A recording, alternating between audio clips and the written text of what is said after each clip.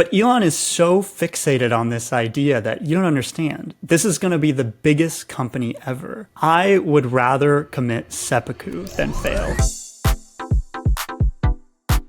Elon Musk was once seen as a visionary, a bold disruptor shaping the future of technology and human existence. But as his influence has grown, so too has a darker, more troubling side of his persona. What many first took as eccentric confidence has since been revealed as rampant egomania. Faiz Siddiqui is a former colleague of mine at the Washington Post, and he's the author of a new book called Hubris Maximus, The Shattering of Elon Musk. He's joining me today to break down exactly how Musk's narcissism has evolved and the key moments that reveal just how deeply his self-obsession has shaped his career and the future that he claims to build. Faiz, welcome to Power User. It's great to be here. Thank you for having me. So I feel like we all know that Elon Musk is obsessed with himself, but it seems like he's gotten more and more obsessed with himself over the years. You just wrote this book that really charts his business journey and kind of his leadership style over time, which I think is informed by this egoism, I guess. When you look back at Elon Musk's career, when did you first start to see the inkling of this kind of egomania? So I write in the book, around 2013, a Tesla official asks Musk about this ambition of his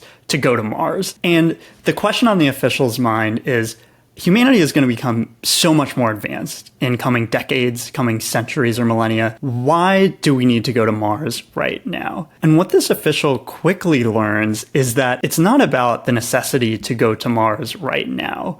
Musk wants to be the one to take us there. And that's a really revelatory moment into Elon Musk's mindset. Got it. So it's not like he's obsessed with going to Mars because he thinks this is humanity's future, and 2013, they developed some sort of amazing technology that was going to make it possible for the first time or anything. It's really about him being the one to go down in history as colonizing Mars. Absolutely. And there can be a little bit of both. The ambition can be worthwhile, but Musk needs to be the one to help humanity achieve the goal. It seems like he centers himself a lot, obviously, in his own companies. Like, he has to be the CEO of every company, it seems like, that he's involved with. But then there's also like these other somewhat smaller events. I'm thinking of 2018 with the Thai boys in caves. Can you explain what happened there? Obviously, there's this horrific instance of these boys becoming trapped in this cave in Thailand. And nobody at that moment is looking to Elon Musk, who heads a rocket company and who heads an electric vehicle company, to save these boys. It's really Musk inserting himself into the conversation and offering up a solution that nobody was really asking for. And what was the solution that he was proposing? The solution he was proposing in this case was a kid-sized submarine designed by those who work for his companies. And this was a rescue that was very meticulous through a lot of tight spaces, extremely dangerous, treacherous, required trained divers and experts. Yeah, it seems nonsensical. And it seems like a way to also kind of flex his technical prowess, right? He sort of wanted to show people that he is this like technical genius, right? That could solve these tough problems. And Musk's frustration at not being acknowledged to be the genius sort of manifests in Musk lashing out at somebody who's actually involved in the rescue and baselessly smearing that person as a pedo guy. When Musk's crew ultimately arrives in Thailand and is not useful to the mission, that's when you see Musk start to get really agitated and smear this man. I mean, this is when I certainly started to notice him losing it a little bit and being a little bit crazy online. Like, it seems like he was getting more addicted to Twitter and that validation cycle and kind of needing validation, not just seemingly from his work endeavors, but also through like the public seeing him as this savior. And he was very publicly not seen as a savior in that situation. Just a couple years later, the COVID pandemic hits. And I feel like you see Elon again try to center himself very quickly, right? Before coronavirus had become widespread in the United States, Musk started commentating on it. He started to express beliefs. He indicates that he thinks COVID cases will be at or near zero by April, that kids are basically immune, all kinds of unscientific thoughts. And then he gives one of these trademark offers. Musk told people that Tesla was willing to build ventilators, which was a very massive need at the time. And so Tesla would leverage its manufacturing expertise to build ventilators. Did Tesla actually have any experience in building ventilators or even have the necessary equipment to do that type of thing? Tesla was not a medical device company, and what they deliver ultimately falls far short of the need. Who did they even deliver these ventilators to? Tesla ultimately built a prototype of a ventilator, which was never put into medical use. And what Musk delivered to hospitals were CPAP and BiPAP machines, sleep apnea devices, which were a partial need, but which were not at the heart of the needs during the height of the coronavirus pandemic. So it seems like this is another time where, again, Elon Musk has these sort of visions of grandeur, right? He thinks that he can come in and save the day. He doesn't have a lot of respect for people who actually have knowledge and authority in certain places. It sounds like this is the story of himself with so many companies. I think you wrote in the book in 2021, Elon Musk calls himself the techno king of Tesla instead of CEO. And he did it on some certain date. He did this on March 15th, the Ides of March, which anyone familiar with Julius Caesar knows as a doomed date. He was not content to have a title that was like an NPC title. This is a big theme for Elon. He does not want to be sort of this generic character, the non-player character. So he's the techno king, you know? He's not the CEO. Well, he wants to be the star. It's not even like he wants to be a supporting character, an NPC, or a side character. It's like he has to be the main character in all of his things. And there's a hubris to it. I mean, you write a lot about, obviously, the takeover of Twitter, and so much of what you're saying of these previous events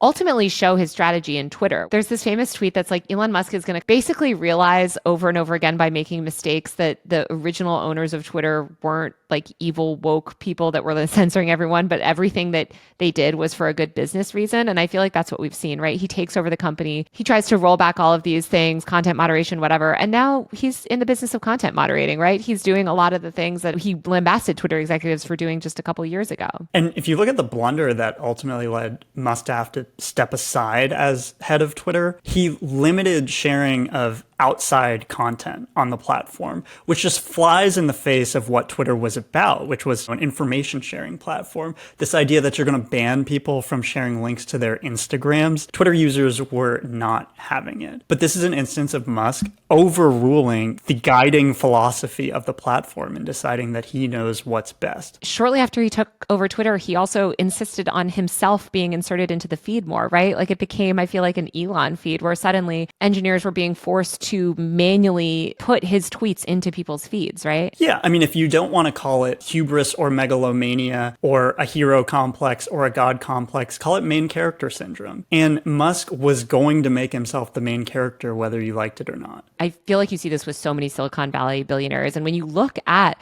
the landscape of Silicon Valley, it's full of so many main characters, each kind of in their own little fiefdoms. We've seen an explosion of interest in AI, especially since OpenAI released ChatGPT in 2022 sort of widely. And it seems like Sam Altman is undeniably the main character of AI. And that seems to bother Elon. So it's unsurprising that Grok hits the scene shortly after this.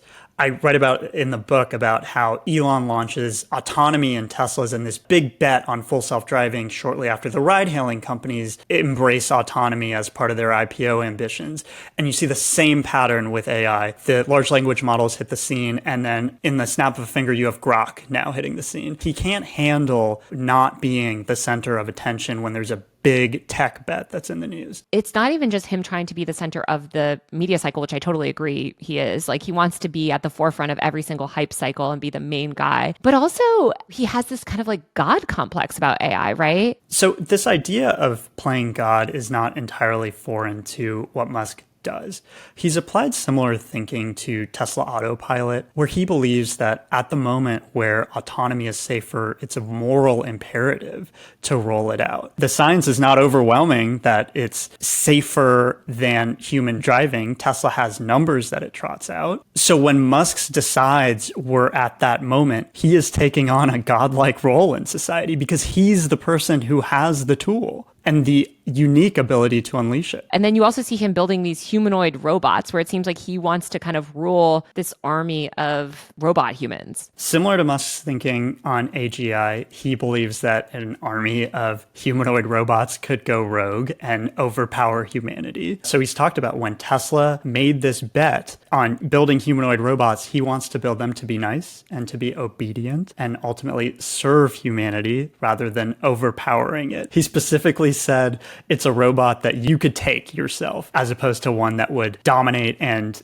ultimately destroy you. I think that's very funny because if you're scared of a robot army going rogue, the first step in that disastrous series of events would be to build a robot army, which is now what he's doing, and being like, no, this one won't go rogue. This is what Musk has managed to sell his investors on. When we think more about him kind of centering himself, I think also of the most recent election and people saying President Elon and how he's kind of the shadow president. And it seems like not only did he want to be central to the election and claim that he was sort of responsible for the victory of Trump, and I think he probably was, at least in large part, right, given the amount of money and the way that he leveraged his platform to promote Trump messaging, but he also wants to have this crucial role in the administration, right? He sort of immediately sets himself up where he's not president, he can't be president, where you get this vibe where he's kind of once again trying to be the main guy. Musk believes that society is hamstrung and strangled basically by regulations and by what he has called the woke mind virus. Again, you have to take him at his word here or accept that maybe he's trying to sell people on the idea that these things are getting in the way of humanity's ambitions and he has to be the one to free humanity from that stranglehold. Of course, that's really just about like getting tax breaks, right? And firing regulators for his own business. Trump takes power and Musk assumes this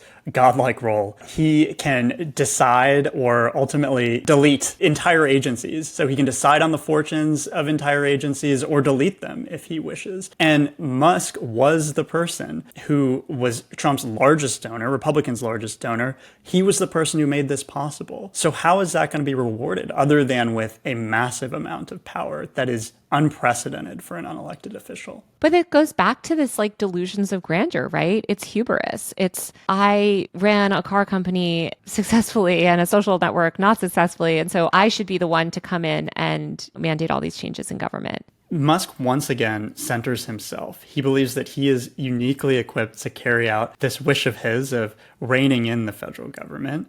And he doesn't need to have the relevant expertise. And that belief is egged on by hordes of investors and fans. And obviously Elon has millions of followers and people that kind of hang on his every move. And I feel like even the media themselves kind of like fed his delusions for a really long time. What role do you think the public internet has played in building up these delusions of grandeur in Musk's head? Whenever Musk needs to feel validated in a decision that might be unpopular everywhere else in society, the fans on X are backing him. And we saw this play out when Musk entered into government. Some of Doge's initial work was highly controversial and was frankly unrelated to the agenda of the Trump administration, regardless of how people might have felt about that agenda. And yet Musk was cheered as a hero and somebody with this unblemished business track record, somebody who, if anybody could rein in the government, it would be Musk. But some people were ultimately disappointed. He said he was going to cut $1 trillion and he got to $150 billion.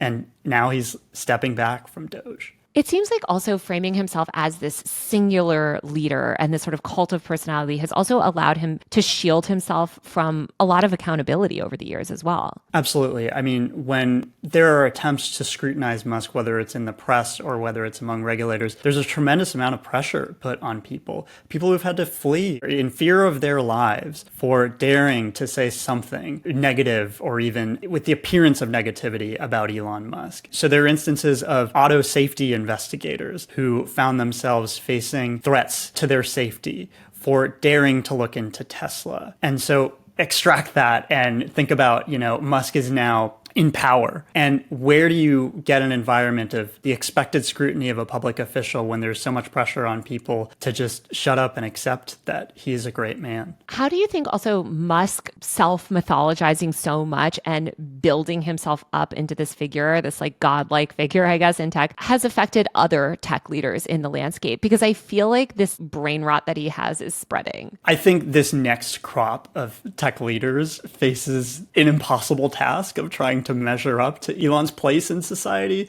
And I think that's why you get a maybe deeply flawed Sam Altman, or you get a serious crash in the case of Sam Bankman-Fried, or you get extreme disappointment with Mark Zuckerberg. You get the entire picture of who these tech leaders are. But you also get some occasional wonkiness. I'm going to go back to Zuckerberg. You get the cool Gen Z Mark Zuckerberg. Where did that come from? I don't think you get that without Elon. Sam Bankman-Fried is such a good comparison because he also kind of positioned himself as this force for good, right? That was solving humanity's problems. And I feel like that's so common now with these younger tech leaders that I guess have grown up in like the post-Musk world where they just self-mythologize very early. Absolutely. I don't think the environment would be conducive to that without the myth of Elon. Do you think that Elon ever exposes himself to criticism? It seems like he has the thinnest skin possible. I think he does everything in his power to avoid that unpredictable situation where somebody might ask him a tough question. The example that I think of a lot is when he was booed at the Dave Chappelle show in San Francisco, the city where he had laid off so many workers from Twitter. This was around 2023. Musk is getting just like vigorously booed and he is facing this very public rejection. And he turns to Dave Chappelle, kind of like a deer in the headlights. And he's like, Dave, what do I say? He does not like to expose himself to that unpredictability. There was that great piece recently that cataloged what happened to people who criticized him on Twitter. These are people on the right, including Laura Loomer, right? Like what happened to their accounts? And you just see it drop off a cliff, where certainly my account was affected as well, where I'm rate limited and all this stuff. But like if you criticize him, he tries to deplatform you. Like it seems like he cannot take any sort of discourse. Try to think about the last time you saw Musk sit down with a journalist who was prepared to grill him with tough questions. Or think about the fact that he bought Twitter under pressure, to be deposed in that Twitter case. He's not somebody who wants to be in any way subject to critical questioning. Where do you think this goes for him? Do you think there will ever be a crash and burn? Did you learn anything in your book that might give us a clue as to how all of this ends? So the term crash out comes to mind. And will there be an Elon crash out? I don't have a direct answer to that question, but I can tell you what the cycle is. There is generally a crash out that precedes a moment of quiet and deep discomfort and retooling where Elon decides what his next bet is. We've seen this repeatedly.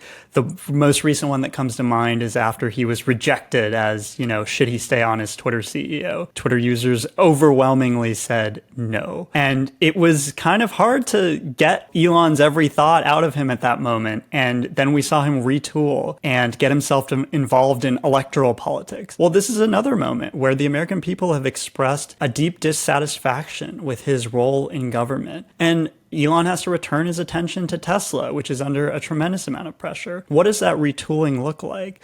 Does he become even bigger and more powerful? Well, the last few cycles have produced a bigger, more powerful Elon. And the question now is, how do you even get more powerful than he has just been? It seems like no matter what, he can't just, as they say, build in silence, grind in silence. I can't remember what the kids say, but it makes me think of that quote that he just gave when he's leaving Doge, where he compared himself to Buddha. Yeah. Elon asked, is Buddha needed for Buddhism? Was it not stronger after he passed away? This was Elon's way of encapsulating Doge's role in society without Elon necessarily in charge. But it's also a glimpse into the mindset of Elon, that he is driving an entire theology, I suppose, or at least philosophy of how government should be run. But it also tells us how Elon sees himself. Yeah. There's one more story from your book, I think, from the early days that seems to be really relevant of when he kind of compares himself to Alexander the Great, right? So Elon was working to build his first startup, Zip2. He's in Silicon Valley, a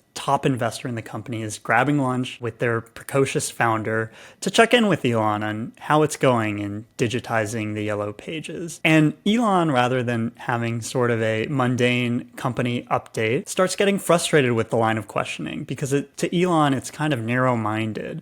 Elon has bigger visions, he says. And the investor is kind of taken aback by this. Elon ultimately turns to him and says, "You don't understand. I'm the reincarnation of the spirit of Alexander the Great." And the investor, like you, Taylor, is kind of like, what? This was a conversation about getting addresses and phone numbers for our digital iteration of the Yellow Pages. But Elon is so fixated on this idea that you don't understand. This is going to be the biggest company ever. I would rather commit seppuku than fail, Elon ultimately says. And this is another just glimpse into how he saw himself even from the earliest days of his rise. Wow. Well, Faiz, thank you so much for joining me. Tell me where people can get your book and follow your work. So you can get my book, I think, wherever books are sold. Definitely check out your local bookstore, check out Barnes & Noble, check out your local library. It's Hubris Maximus, The Shattering of Elon Musk. Faiz, thank you so much for joining. Thank you so much for having me. All right, that's it for this week's episode. Don't forget to subscribe to my tech and online culture newsletter, usermag.co. That's usermag.co, where I talk about all this stuff and more. You can watch full episodes of Power User on my YouTube channel at Taylor Lorenz. If you like the show, give us a rating and review on Apple Podcasts, Spotify, or wherever you listen. Also, my best-selling book, Extremely Online, is finally out on paperback with a brand new cover.